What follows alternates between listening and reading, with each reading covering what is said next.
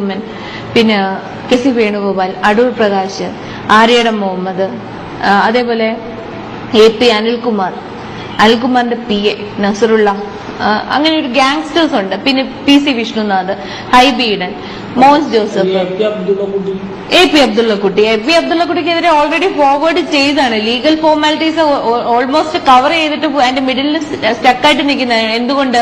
ഒരു സ്ത്രീ പീഡന കേസിലെ ഏതെങ്കിലും ഒരു സാധാരണക്കാരനായ ഒരു പ്രതി അടുത്ത വീട്ടിലെ സ്ത്രീ പറയണതേ അയാൾ എന്നെ നോക്കി എന്ന് പറഞ്ഞാൽ ഇന്ന് അപ്പോ തന്നെ പോലീസ് ഓടിപ്പോകും, അറസ്റ്റ് ചെയ്യും, തൂക്കിയെടുക്കും. Questioning no, statement no evidences, no other proceedings. അപ്പൊ ചെയ്യാന്ന് പറയുന്നത് എന്നെ ഒളിഞ്ഞു നോക്കി എന്നുള്ള ആ സ്ത്രീയുടെ സ്റ്റേറ്റ്മെന്റിൽ അയാളെ അറസ്റ്റ് ചെയ്യാണ് ഇവിടെ സാധാരണക്കാരോട് ഇവിടുത്തെ പോലീസ് ചെയ്തുകൊണ്ടിരിക്കുന്നത്. എത്രയോ ഉദാഹരണങ്ങൾ നിങ്ങൾ മാധ്യമ പ്രവർത്തകരാണ്, നിങ്ങളുടെ മുമ്പിൽ തന്നെ ഡെയിലി നടക്കുന്ന കാര്യങ്ങൾ.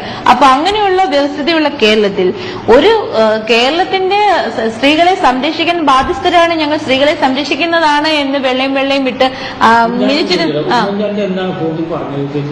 ഞാനൊരു ഈ സോളാറിന്റെ മാത്രമായിട്ട് മീഡിയേറ്റ് ചെയ്തിരുന്ന ഒരു വെപ്പണല്ല, ഒരു ടൂളല്ല. എന്നെ പല കാര്യങ്ങളിലും വിശ്വാസ്യത വന്നപ്പോൾ ഉമ്മൻചാണ്ടി സാറ് പല വിഷയങ്ങളിലും യൂസ് ചെയ്തിട്ടുണ്ട്. അതിന്റെ ഫലമായിട്ട് എനിക്ക് നഷ്ടപ്പെട്ടത് ഒന്ന്, എനിക്ക് ശാരീരികമായ ബുദ്ധിമുട്ട്, മാനസികമായ ബുദ്ധിമുട്ട്, അത് രണ്ടും എന്റെ മാനക്കേടുകളിൽപ്പെട്ടതാണ്.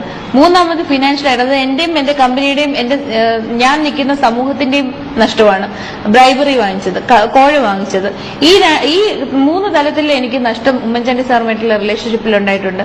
അത് സോളാർ മാത്രമായിട്ടല്ല എന്നെ യൂട്ടിലൈസ് ചെയ്തിട്ടുള്ളത്. സോളാർ എന്ന് പറഞ്ഞാൽ ഞാൻ കൊണ്ടുപോയ പ്രോജക്ട്, ഞാൻ കൊണ്ടുപോയ എന്റെ ഒഫീഷ്യൽ വേ.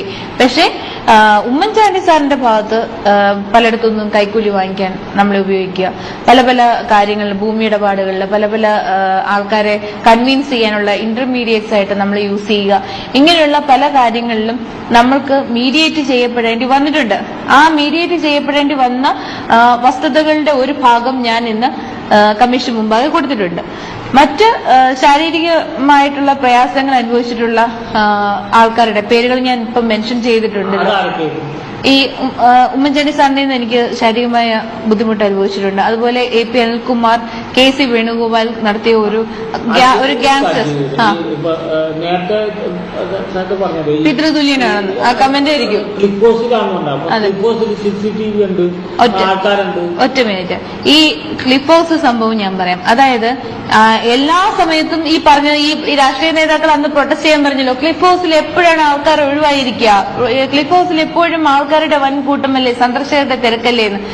എന്റെ കുറ്റമല്ല. ഉമ്മൻചാണ്ടി സാറിന്റെ മുട്ടുകാലിന് വേദന ആയതിനാൽ സന്ദർശകരെ ഒഴിവാക്കിയിരിക്കുന്ന ദിവസമാണ് എന്നെ അവിടെ വിളിപ്പിച്ചത്. അതായത് എമർജിംഗ് കേരളം നടക്കുന്ന സമയത്ത് പിന്നെ ഈ മുട്ടിന് വേദന ആയതുകൊണ്ട് അദ്ദേഹത്തിന് വിശ്രമം ആവശ്യപ്പെട്ടിരുന്നല്ലോ, വിശ്രമം നിർദ്ദേശിച്ചിരുന്നല്ലോ. ആ സമയത്ത് ഇവിടെ എറണാകുളത്ത് നിന്നും തിരുവനന്തപുരത്തേക്ക് വന്ന് എന്നെ കാണാൻ ആവശ്യപ്പെട്ട പ്രകാരമാണ് ഞാൻ ക്ലിപ്പ് ഹൗസിൽ പോകുന്നത്. അന്ന് അവിടെ സന്ദർശകരില്ല, അന്നല്ല അതിനടുത്ത 2 ദിവസങ്ങളിലും സന്ദർശകരില്ല. കാര്യം ഉമ്മൻചാണ്ടി സാറിന് മുട്ടിന് വേദനയാണ്, ഫ്ലൂയിഡ് കുറവായതുകൊണ്ട്. ഡോക്ടർ വിശ്രമം ഇത് ചെയ്യുന്നു, പരിപാടികൾ റദ്ദ് ചെയ്തു, സന്ദർശകരെ വിലക്കി, സന്ദർശകരില്ല. ഒൺലി പെർമിറ്റഡ് പേഴ്സണാലിറ്റീസിന് മാത്രമേ കാണാൻ പറ്റുന്ന ആ സമയത്താണ് ഞാൻ അദ്ദേഹത്തെ പോയി കണ്ടത്. എമർജിംഗ് കേരളം നടക്കുന്നത് സെപ്റ്റംബർ 8 മുതൽ സെപ്റ്റംബർ 8, 9, 10, 11 ഈ തീയതി 10-നോ 11-നോ ആണ് ഞാൻ സാറിനെ കാണുന്നത്. അല്ല, 2012 2012 അറസ്റ്റാ. അതൊക്കെ കമ്മീഷൻ മുമ്പാകെ എല്ലാം പറഞ്ഞു കഴിഞ്ഞു, അതൊക്കെ ഡിപ്പോസ് ചെയ്ത് കഴിഞ്ഞു. ലെറ്റർ ഞാൻ സബ്മിറ്റ് ചെയ്തു. കാര്യം ഞാൻ ഇതുവരെ കമ്മീഷൻ മുമ്പാകെ ലെറ്റർ സബ്മിറ്റ് ചെയ്തിരുന്നില്ല. ഞാനാണ് കമ്മീഷൻ എന്നോട് റിക്വസ്റ്റ് ചെയ്തിട്ടും അത് ഒബ്ജക്ട് ചെയ്ത് ഹൈക്കോടതി വരെ പോയിരുന്നു. കാര്യം എന്റെ ഇങ്ങനെയുള്ള പേഴ്സണൽ ആയിട്ടുള്ള വിഷയങ്ങൾ ചർച്ച ചെയ്യേണ്ടത്. ആര്യടം മുഹമ്മദ്, പിന്നെ അതേപോലെ A.P. അനിൽകുമാർ, K.C. വേണുഗോപാൽ, പിന്നെ അടൂർ പ്രകാശിന്റെ വോയിസ് റെക്കോർഡേഴ്സ് നമ്മുടെ കയ്യിലുണ്ട്. അതായത് ഇലിസിറ്റൽ ടോക്ക്, ഒരു ഡ്രങ്കാർഡാണ് അയാൾ, അടൂർ പ്രകാശ്. പിന്നെ പറഞ്ഞിട്ടുള്ളത് ഹൈബി ഈഡൻ, A.P. അബ്ദുള്ളക്കുട്ടി, ഐബിയുടെ ഇതേപോലെ തന്നെയാണ്. ഐബിയുടെ നമ്മുടെ കോൺസ്റ്റിറ്റ്യുവൻസി, അതായത് എന്റെ കമ്പനി ചെയ്യുന്ന കോൺസ്റ്റിറ്റ്യുവൻസിയുടെ MLA ആണ്. ഒബ്വിയസ്ലി എന്ത് പ്രോബ്ലംസ് വന്നാലും നമ്മള് പിന്നെ കൈയും കാലം പിടിച്ചിരുന്നത് ഐബിയുടെയാണ്. എറണാകുളത്ത് എന്റെ കച്ചേരിപ്പടിയിലായിരുന്നല്ലോ ഓഫീസിൽ നിന്ന് കോൺസ്റ്റിറ്റ്യുവൻസി MLA ആണ് ഐബിയുടെ. അപ്പൊ ഈച്ച് ആൻഡ് എവറിഥിങ് ഞാൻ കോൺഗ്രസിനെ ഫോളോ ചെയ്തുകൊണ്ട് ഒബ്വിയസ്ലി ഞാൻ MLA-മായിട്ട് അടുപ്പായി. പിന്നെ നമ്മുടെ ഓരോ വിഷയങ്ങൾക്കും ഞാൻ കോണ്ടാക്ട് ചെയ്തിരുന്നതും തിരിച്ച് പാർട്ടിയുടെ കാര്യങ്ങൾക്കും നമ്മളെ തിരിച്ച് കോണ്ടാക്ട് ചെയ്യുന്നത് ഇദ്ദേഹമായിരുന്നു. അപ്പൊ അങ്ങനെയുള്ള അവസരങ്ങളിൽ ഇങ്ങനെയുള്ള ഒരു യൂട്ടിലൈസേഷൻ.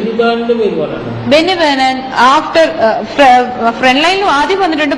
പാർട്ടി ഫണ്ട് പിരിച്ച് പണം വാങ്ങിച്ചിട്ട് 5 ലക്ഷം രൂപ ബെന്നി ബെഹനാൻ സാറ്. ബെന്നി ബെഹനാൻ, പിന്നെ PC വിഷ്ണുനാഥ്, പിന്നെ ഉമ്മൻചാണ്ടി, ആര്യടം മുഹമ്മദ്, AP അനിൽകുമാർ, ഇവരെല്ലാം ക്യാഷ് വാങ്ങിച്ചിട്ടുണ്ട്. KC വേണുഗോപാൽ പണം വാങ്ങിയിട്ടില്ല.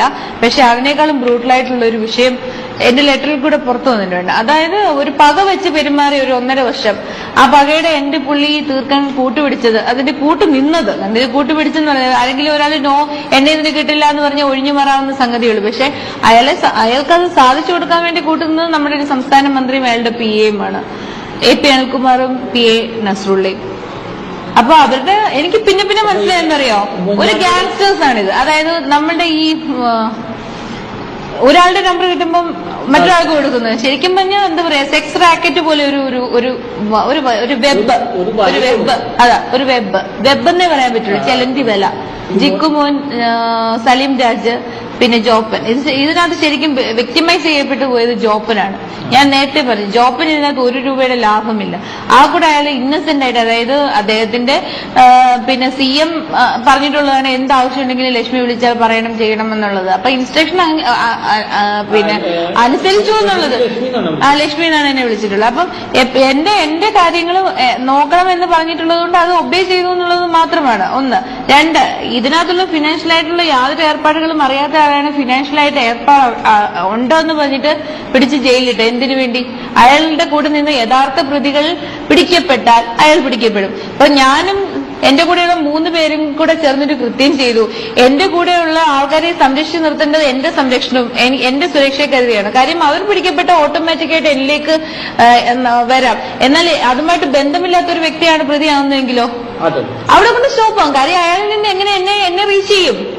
എന്നെ റീച്ച് ചെയ്യാൻ പറ്റില്ല. അതാണ് ജോബിന് സംഭവിച്ചത്. അയാൾ മുഖ്യമന്ത്രിയുടെ പേഴ്സണൽ സ്റ്റാഫ് എന്ന് പറഞ്ഞപ്പം ഇതിനകത്ത് ഒരു ഫിനാൻഷ്യലായിട്ടും ഒന്നുമായിട്ടും, അതായത് ഒരു മറ്റുള്ള അഴിമതിയുമായിട്ട് ഒന്നും ബന്ധമില്ലാത്ത, ഇപ്പൊ ജോപ്പനാണെങ്കിൽ ബന്ധമില്ല, ജിക്കുവിനും സലിം രാജിനും ബന്ധമുണ്ട്. കാര്യം പല അഴിമതിക്കകത്തും ഇവരുമായിട്ട് ഇന്റർമീഡിയറ്റ്സ് ആയിട്ട് അതിൽ മൊത്തം വിക്ടിമൈസ് ചെയ്ത് ഇയാളെ പിടിച്ച് അകത്തിട്ടിട്ട് മറ്റുള്ള 2 പേരെയും സേഫ് ഗാർഡ് ചെയ്തുകൊണ്ട് കാര്യം അതിന് അവര് 2 പേരും സേഫ് ഗാർഡ് ചെയ്തില്ലെങ്കിൽ ഇയാളുടെ സാമ്പത്തികമായ ഇടപാടുകൾ മൊത്തം ഉമ്മൻചാണ്ടിയുടെ സാമ്പത്തിക ഇടപാടുകൾ, പിന്നെ ബിനാമി ഇടപാടുകൾ, അതുപോലെ ഇയാൾക്ക് വേണ്ടി പല ലാൻഡ് ഇടപാടുകൾ നടത്തിയ സലിം രാജു ഉൾപ്പെടെയുള്ളവരൊക്കെയാണ്. അപ്പൊ ഈ അഴിമതി കഥകളെല്ലാം മാന്തി പുറത്തു വരുമ്പോൾ ഇദ്ദേഹത്തിന്റെ നിലനിൽപ്പ് കുഴിക്കകത്ത് പോയില്ലേ, പാതാളത്തിലാവൂലേ? അപ്പൊ സ്വയം രക്ഷ, അതുകൊണ്ട് ഇത്രയും പേരെ കൂടെ രക്ഷപ്പെടുത്തി എന്നുള്ളതേ ഉള്ളൂ. അതിൽ വലിയ രക്ഷയാണെന്ന് പറയുന്നില്ല. പക്ഷെ അവർക്ക് കൊടുത്ത ഓഫേഴ്സ് ചിലപ്പോൾ ജിക്കുമോൻ ജോസഫിന്റെത് ഫുൾഫിൽ ചെയ്തിട്ടുണ്ടാവും പുതുപ്പള്ളിക്കാരനായതുകൊണ്ട്. പക്ഷെ സലിം രാജ് ഇപ്പോഴും ഒരു അൺസാറ്റിസ്ഫൈഡ് ലെവലിലാണെന്നാണ് എന്റെ അറിവ്.